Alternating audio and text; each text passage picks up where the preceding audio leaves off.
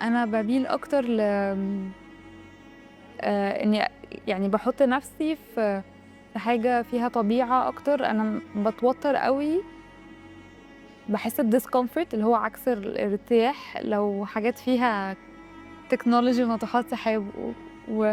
ودوشه وزحمه وحاجه بقى سامعه فيها صوت الكون كده والبحر والسماء والميه والكلاب وكده اكتر.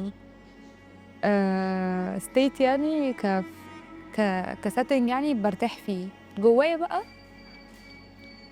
ممكن مثلا افكر انه ايه جوايا بلاقيه لما بكون في هذا السيتنج.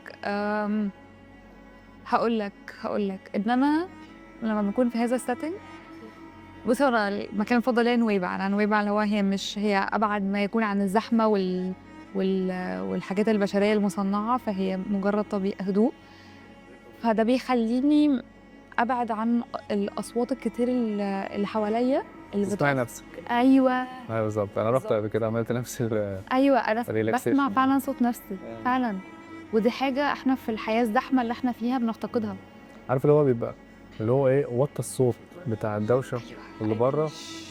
بالظبط. بالظبط. هي هدوء غير طبيعي. واحنا في عالم دوشه قوي واصوات الناس كتير ومجتمع اكسبوزد قوي، كله اكسبوزد على بعضه. فلا الاصوات بتصيص غصب عنك، بتاثر فيك. بقى ثانيه واحده اسمع هنا بيقول ايه هنا في ايه. فيمكن ده اكتر سيتنج كده برتاح فيه، بحتاجه كل فتره بقى عشان اعرف اكمل في الحياه الدوشه دي.